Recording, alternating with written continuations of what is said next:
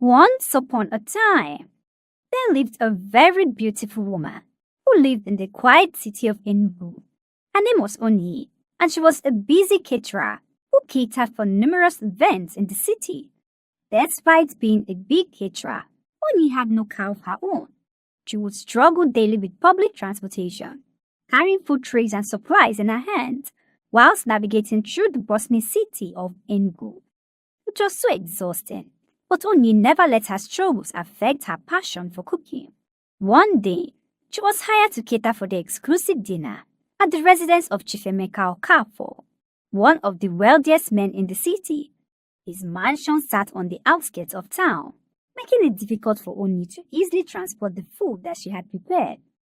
She hired a taxi to the event, and even then, the driver had to stop multiple times to refuel his car and navigate his way through police checkpoints.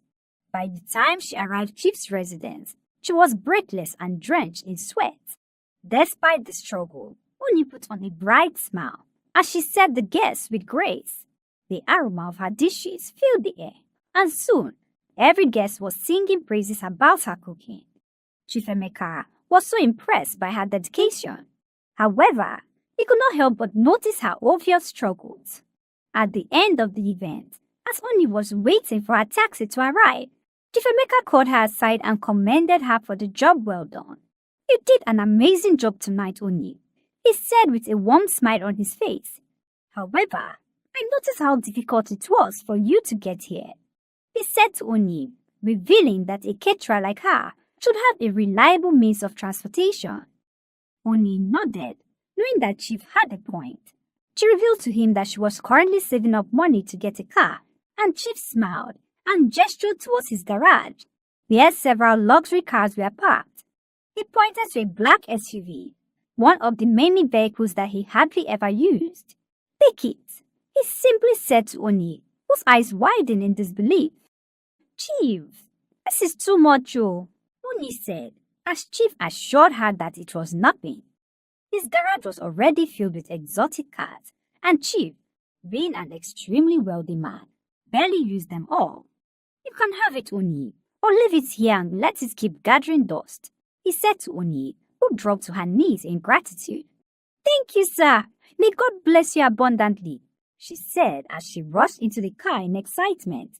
Oni drove the car home that night, reeling in shock. When she arrived home, her friends gathered around the car, with their eyes wide in disbelief. "Oni, is this really yours?" her friend Oluchi asked, running a hand over the car. "Yes, so Chief Emeka gifted it to me," she said as everyone opened their mouths in shock. For days, Oni admired the car, feeling her life had taken a miraculous turn. She no longer had to struggle with public transport, and business would now be much easier. A week later, Oni received an order for a large event in a neighboring town. Excited, she decided to take the car for its first catering delivery. As she drove through the quiet street, something odd happened. The car's radio suddenly switched on by itself. At first, Oni thought it was a glitch, but then she heard a strange whisper coming from the car radio, calling out a certain address repeatedly. Oni thought that it was her mind messing with her, seeing that she didn't have enough rest at night because of the huge orders that she had to prepare. She continued driving, and then suddenly the car jerked violently, causing her heart to skip a beat.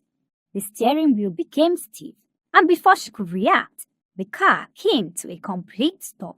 "Not today," Oni grumbled in frustration, as her customer called her repeatedly to know where she was with the food. "The event is about to start. Where are you?" her customer asked, as Oni looked around for the address where the car had stopped her. The street sign at the corner caught her eye, and a chill ran down her spine. It was the exact address that she had heard repeatedly on the car radio. Her hands trembled as she checked the map on her phone. There was no mistake. She had never been here before. Yet, the car had brought her straight to this place. Oni swallowed hard as she wondered what this could mean.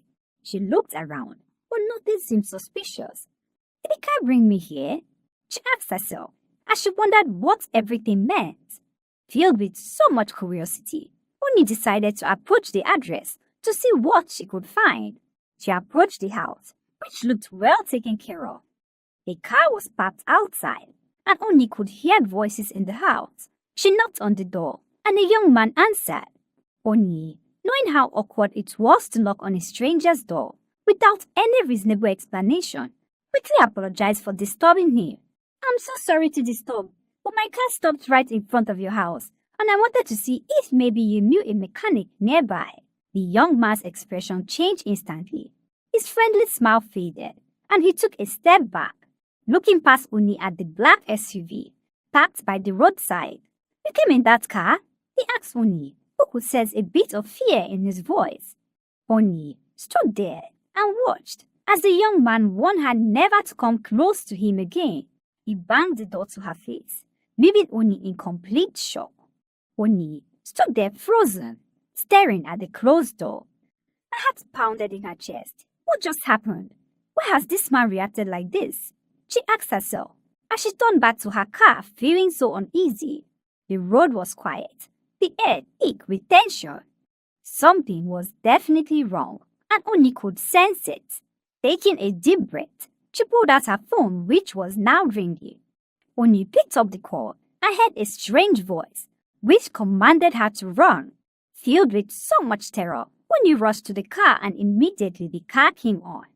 She drove quickly to the venue and met her angry customer, who glared at her angry with her arms crossed. Oni, what kind of behavior is this? The customer said angrily, as Oni stammered an apology to her and began to unload the food from her car. Oni could feel a cold sweat trickle down her back. Her entire body was filled with extreme fear as she pondered on what to do. The thought of driving the car back to her house terrified her greatly, but Oni was left with no choice. She could not abandon the car in her customer's home, but knew that she had to do something about it. She summoned all the courage that she could get and got into the car, deciding within herself to return it to Chief. As she drove the car along the road, Oni felt a strange movement in the car. She tried to figure out what was happening when hundreds of worms crawled from beneath the car and covered her entire body. Oni was so terrified. She screamed at the top of her voice as she swept the car uncontrollably. Her vision blurred with fear, and her hands shook as she tried to maintain control of the steering wheel.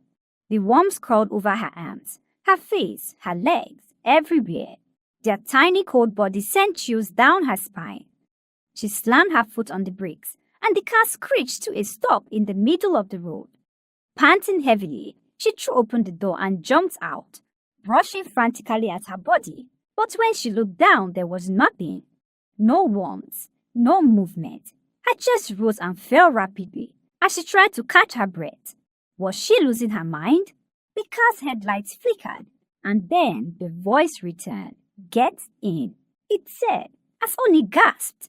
Stepping away from the car, she turned to run, but her legs refused to move.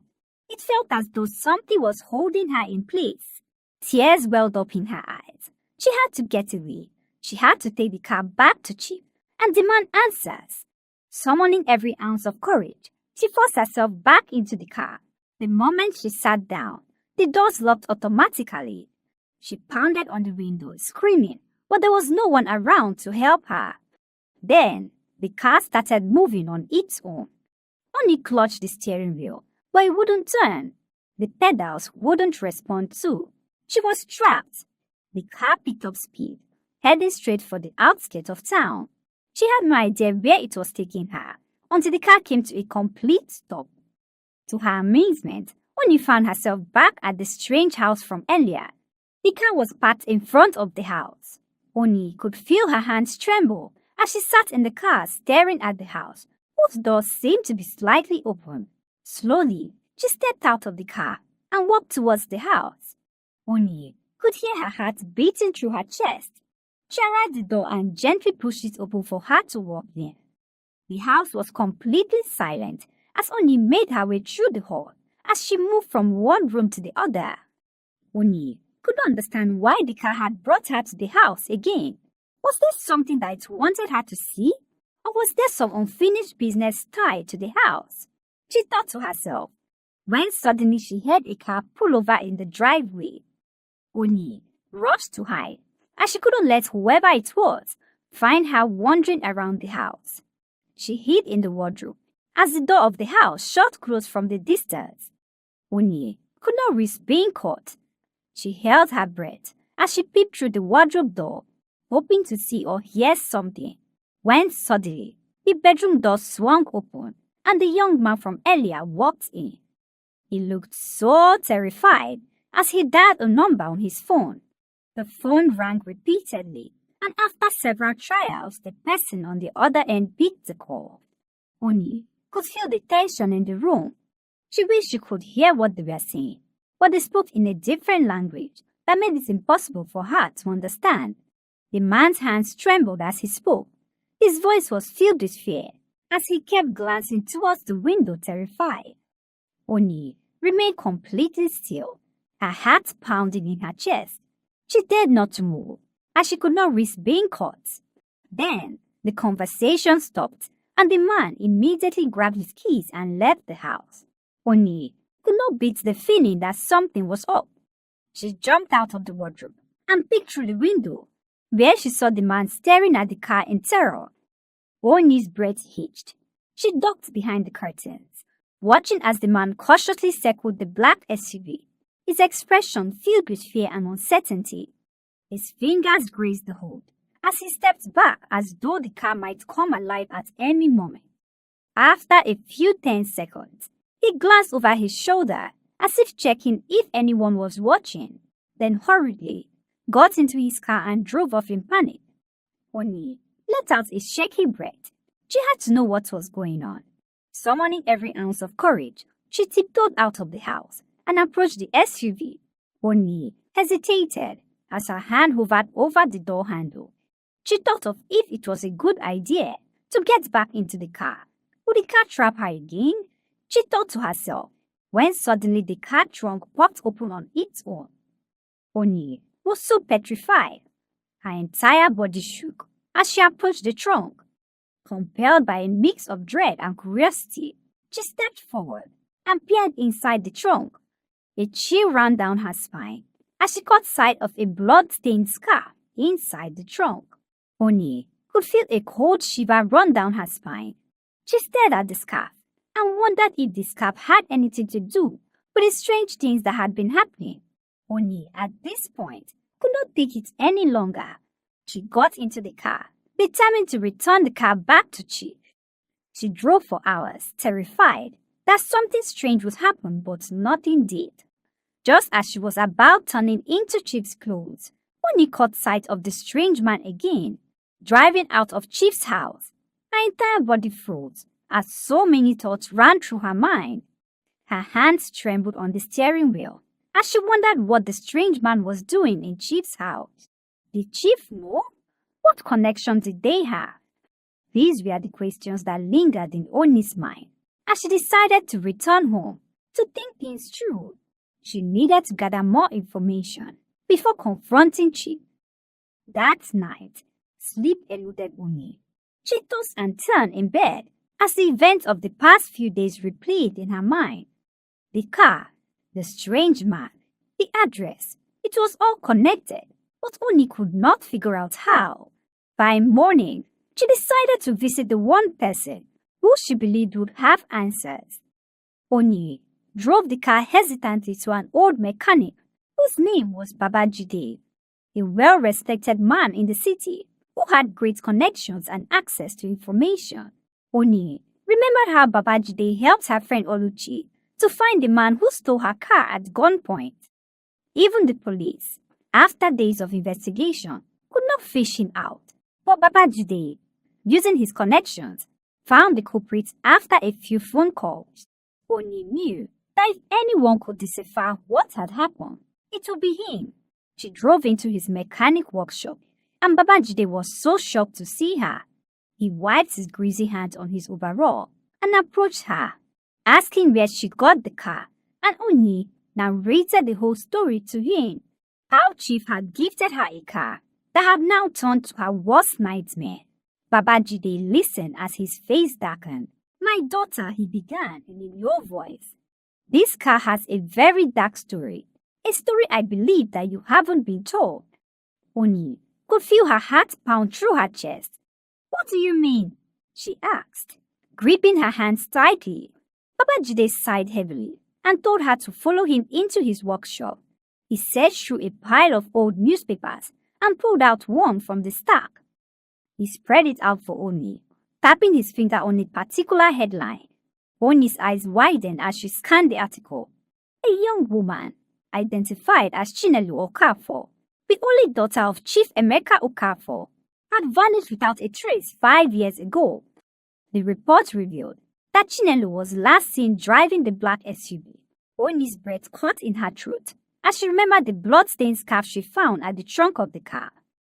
Babajide narrated the story to her. It was believed that Chief Emeka had a hand in the disappearance of his daughter. Mamie believed that he used his daughter for rituals because of the amount of wealth he amassed shortly after her disappearance. Others believed that the car was a part of the sacrifice because his daughter disappeared on the same day that he got her the car. Oni's entire body turned cold. The pieces of the puzzle were starting to fall into place, and the truth was far more terrifying than she had imagined. She returned home and met her friend Oluchi, who could not help but notice the terror in her eyes. Oluchi frowned, placing a hand on Oni's shoulder as she asked what the problem was. Oni swallowed hard, her voice shaking as she spoke. Oluchi, Chief Emeka, he sacrificed his own daughter. Oluchi's eyes widened in horror. What? Are you sure? Oni nodded. Babajide showed me an old newspaper. Chinelu Okafor was her name, and she was Chief's only daughter, who vanished 5 years ago. The last time she was seen, she was driving this same car. People believe Chief used her for rituals, and that this car was part of the sacrifice. Oni, you need to get rid of this car, she said to Oni, whose face twisted in frustration. That's the problem, Oluchi. I can't just get rid of it. Chief will come after me, and I'm so terrified. I don't know what to do, she said to Oluchi, who told her that she had a plan. Oluchi worked at a spa where Chief's wife frequented. She had overheard Chief's wife, Lady Ifoma, speaking with her friend about how she was planning to file for a divorce. According to what Oluchi had heard, Lady Ifoma suspected her husband of being involved in dark dealings. However, she never had any proof of this. Something had changed recently, and she was now determined to leave him for good. Oluchi turned to Oni, her eyes gleaming with hope. If Chief's wife is already planning to divorce him, she might be willing to help you. This could be our chance to expose him. Oni hesitated. You think she will believe me? Oluchi nodded firmly. She already suspects something. If we give her real evidence, she might finally have the courage to bring him down. Oni took a deep breath. She had nothing to lose and decided to give it a shot. The next day, Oni devised a means to meet with Lady Ifoma. She paid for a spa session and purposely placed herself next to Lady Ifoma to enable her to have a conversation with her. Lady Ifoma was seated comfortably in the spa, her eyes closed as the masseuse walked on her shoulders. Oni sat comfortably next to her as Oluchi began to massage her own shoulders. Then they began to have a conversation about Chief, pretending not to know who Lady Ifoma was. Men like Chief Emeka think they can do anything and get away with it, she said casually, as Lady Ifoma's eyes snapped open. She turned slightly, glancing at Oni. What do you mean? She asked, her voice calm but laced with curiosity. Oluchi continued her massage, as if she hadn't noticed the tension in the air. Oni hesitated for a moment before responding to Lady Ifoma. I've heard stories about him, dark stories, but you know how people gossip in this city. Lady Ifoma scoffed. People have always been talking about my husband for years.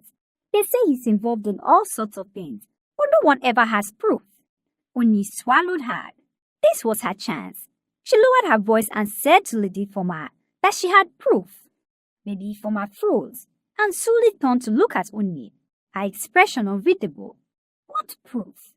Oni's hands trembled slightly. She leaned closer. His daughter Chinelo, the car she disappeared in, is in my possession. and I found something in the car that will prove that Chief was the one responsible for his daughter's death." Lady Former at this point sat up, looking so interested in her revelation. She asked for full details, assuring Oni that she would be willing to help in bringing Chief down if what she was saying was true. Oni could not believe how easy it was to get Lady Former on board. Lady Former's expression darkened as Oni revealed everything to her. The car's strange behavior, the bloodstained scarf, the article about Chinelo's disappearance, and even the terrified reaction of the man who had seen the car parked in front of his house. Lady Former clenched her fist, her breath coming out a short, furious burst. "I always knew something was up," she said. "I knew my husband was hiding something." She turned to Oni, her voice firm. "We need to take action immediately. First, the evidence has to be secure, because I know how ruthless my husband would be when he realizes that something like this exists." Oni could not help but agree. She stared at Oluchi, who asked her where the scarf was, and Oni revealed that she left the scarf in the trunk of the car. "I was too scared to touch it," she said to them, as they advised her to retrieve it immediately and store it in a safe place. Oni heeded their advice and rushed off to her house. To her greatest surprise, the car was no longer parked in her driveway. Oni's heart dropped. She spun around frantically, searching the compound. The black SUV was gone. Panic surged through her veins. Had she found out? Had someone stolen the car? Or worse, had the car moved on its own? She rushed back inside and grabbed her phone, dialing Oluchi's number with trembling fingers. "Oluchi, the car is gone, oh," she whispered in horror. "What?" Oluchi asked shockingly, as she asked if she left her gate open. "No, I locked everything, but it's not here." "Oluchi, the car is gone." Oluchi was silent for a moment. "Oni, listen. Get out of that house now. Come to my place immediately." Oni did not hesitate. She grabbed her purse and bolted out of the house. Fear gripped her like a vice as she hailed a passing tricycle and instructed the driver to take her straight to Oluchi's house. By the time she arrived, her hands were shaking uncontrollably. Oluchi pulled her inside and locked the door. "Did anyone see you?" Oluchi asked, as Oni shook her head, her breath ragged. "I don't think so. But Oluchi, what if Chief knows? What if he took the car? Or maybe the car moved on its own." Oni could not help but shake in fear. That car wasn't normal. It had led her to that strange house. It had locked her inside. It had whispered to her. Now it was gone without a trace. "We need to tell Lady Former," Oluchi said firmly, without wasting time. They dialed Lady Former's number, and she picked up almost immediately. "Have you secured the evidence?" she asked urgently, as Oni swallowed hard and revealed to her that the car was missing. A sharp intake of breath came from the other end. "What do you mean missing? I parked it at my house. It was there, but now it's gone." Lady Former's voice dropped to a whisper. She urged Oni to hide, revealing that her husband had been acting strangely since morning. He left the house in a rush this morning after receiving a phone call. Lady Former said to Oni, who felt a lump form in her throat. She was so terrified of what Chief would do to her and began to think of what to do next. Just as they sat there confused, Lady Former called up her phone again to reveal that Chief had sent some men after them. "Oni, listen to me. I think my husband sent his men after you. You need to disappear," she said as she hung up the phone. Oni and her friend Oluchi began to tremble. They could not let Chief's men meet them in the house, so they picked up a few items and scampered for safety. Just as they were about running out of the house, a group of armed men stormed into the house and caught them. Oni and Oluchi froze as the armed men stormed in. Their hearts pounded wildly. There was nowhere else to run. "Don't move," one of the men barked, his gun aimed directly at them. He walked towards them, lowering his gaze, when he suddenly saw Oni and froze in shock. "Madame," he said excitedly, as Oni looked at him confused. "Do I know you?" she asked the man, who pulled down his mask to reveal his face. Oni could not believe her eyes. Before her was a man who she had once helped years ago when she catered for a huge event. A hungry rookie man approached her to beg for food. His clothes were tattered, and his face was sunken with hunger. Oni gave him a large portion of food and even packed some extra for him to take home. Now, the same man was standing before her with a gun in his hand. "You helped me once," he said, lowering his weapon completely. "You gave me food when I had nothing," he continued, as Oni swallowed hard, wondering what her fate would be now that she had seen his face. The other armed men looked at their boss in confusion. They asked what they should do with them, and their boss ordered that they be released. Oni, still trembling in fear, asked the man why Chief wanted them dead, and the man revealed to her that he didn't work for Chief. Oni and her friend Oluchi looked at each other stunned as Oni asked him who he worked for. The man shook his head as he stared right at her. "I work for someone else, someone who is even more dangerous." A chill ran down Oni's spine as she asked who it was. The man hesitated, glancing at his men. Then he lowered his voice and revealed that he worked for Lady Former. Oni's heart stopped. "What?" she asked, shocked to her marrow. Oni could not believe what she was hearing. All the while, she believed Chief was behind the disappearance of his daughter, not knowing that the woman that she so trusted was the devil in disguise. Oni could not help but wonder why. "Chief Emeka is the one everyone believes is responsible for Chinelo's disappearance." The man shook his head as he looked her right in the eyes. That's what she wanted everyone to believe. "You mean Lady Former was behind it all?" The man nodded in agreement. Lady Former planned everything. Chinelo was never really her daughter. Oni felt the air leave her lungs. "What do you mean?" The man's face was grim. "The day Lady Former gave birth, she lost her child. The baby didn't survive, but no one knew, not even Chief. She paid off a nurse at the hospital to switch her dead child with another newborn baby." Oni's knees felt weak. She stumbled, gripping Oluchi's arm for support. The man continued. "That newborn was Chinelo. She was never really Chief's daughter, but Chief loved her like she was. He adored her. He raised her with so much love and affection, whilst Lady Former was filled with jealousy." Oni felt sick. She was jealous of her own daughter? Oni asked shockingly, as the man corrected her, saying that Lady Former was jealous because Chinelo wasn't her daughter. Chief favored Chinelo over everyone, including his own wife. He wrote his will and left everything to Chinelo, and Lady Former could not stand the thought of a complete stranger inheriting all that her husband had worked for. Oluchi gasped. "That's why she killed her?" The man nodded. Lady Former could not stand it. She had lived in Chief's shadows for years, and now everything was about to go to a girl who wasn't even her real daughter. She knew she had to eliminate Chinelo before the truth came out. Oni clutched her chest as she asked about the haunted car, and the man revealed to her that Chinelo was killed inside that car. "I was there when it happened, and it was so painful to watch." Tears welled up in Oni's eyes as she wondered how wicked a woman would be to kill a child that she raised as her own. She had to make Lady Former pay for her wrong and pleaded with the man to help.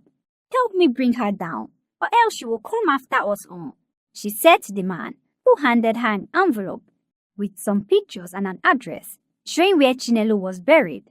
When Oni looked at the address, she realized that it was the same address where the strange car had taken her to. It all began to make more sense to Oni, who took the photos to the police. The moment Oni handed the envelope to the police, everything changed. The officer in charge carefully examined the photographs. His expression darkened as he asked where she got the photos. Oni swallowed hard, revealing that she got it from someone who used to work for Lady Former. The officer exchanged glances with his colleague. If this is true, Lady Former has more blood on her hands than we ever imagined. Immediately, he picked up his radio and called for backup. That night, a team of officers surrounded the house where Chinelo was buried. They moved in silently, flashlights cutting through the darkness. The eerie quiet of the backyard sent chills down Oni's spine as she stood with Oluchi watching from a distance. Then they started digging. The first thing they uncovered was a piece of fabric, which was badly stained with blood. Moments later, the officers uncovered a body in a shallow grave. The discovery sent shockwaves through the city. The story broke on the news, and Chief Emeka was invited for questioning. But when he was confronted with the truth, he was as shocked as everyone else in the room. "I didn't kill my daughter," he insisted, revealing to them that all these years, he believed that his daughter had run away. What he did not know was that his wife killed their daughter because of her selfish interest. The revelation spread like wildfire, and within hours, a nationwide manhunt was launched for Lady Ifeoma. However, she had already gone into hiding. The police raided her mansion, her private office, and even the luxury spa where she often visited. Yet there was no trace of her. It was as if she had vanished into thin air. Days passed, and the investigation deepened. The police uncovered shocking details that Lady Ifeoma had not acted alone. There was a man, a mysterious figure, who had been seen with her in recent meetings. A man who had been withdrawing large sums of money from her account, and most importantly, the man who had fled the strange house when Uni first arrived there. The police realized that this man wasn't just an accomplice, he was her lover. For years, while Chief Emeka believed he was in control of his household, Lady Ifeoma had been running a secret affair with this man, a man whose name was Maxwell Obinna.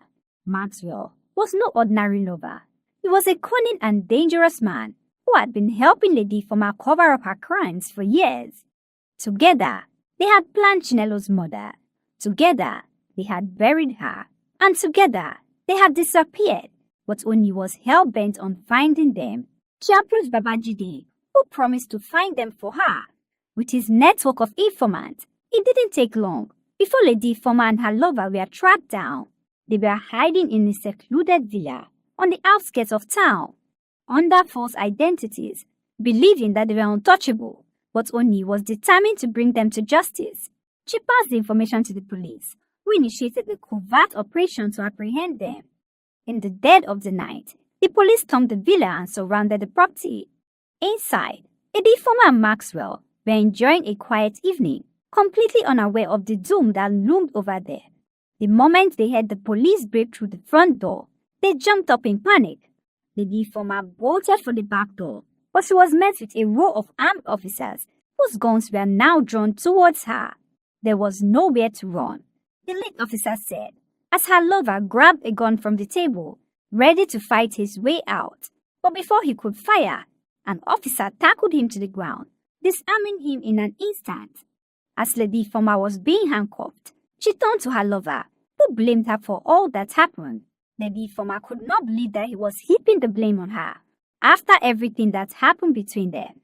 She opened up to the police about other crimes that he committed in a bid to save herself, but the police were not ready to set her free. They were hell-bent on making them pay for their crimes. The officers dragged them apart, their shouts fading into the night as they were thrown into separate police vehicles. Oni watched from a distance, standing beside Oluchi, as her hands trembled. However, her heart was at peace, knowing that justice had finally been served. As the police convoy disappeared into the night, a cold gust of wind blew past Oni, making her shiver. She turned her gaze to the black SUV, which was parked in front of the house. For the first time since the nightmare began, the car was silent. No whispers, no strange voices, and most importantly, no worms crawling from the shadows. Oni exhaled shakily, knowing one thing for sure, that Chinelo's spirit had finally found peace. That was how a crime of over 5 years was solved by a woman who only wanted a car to make her work easier. The lesson to be learned from this story is that nothing remains hidden forever.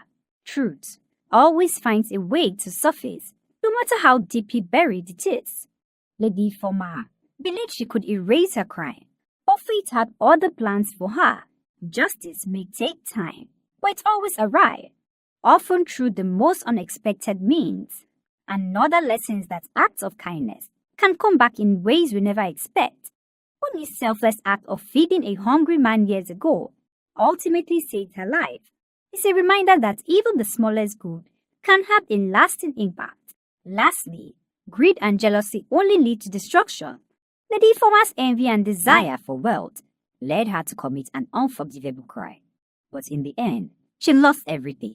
No matter how much we desire power or riches, when we obtain them through evil means, they will eventually become our downfall.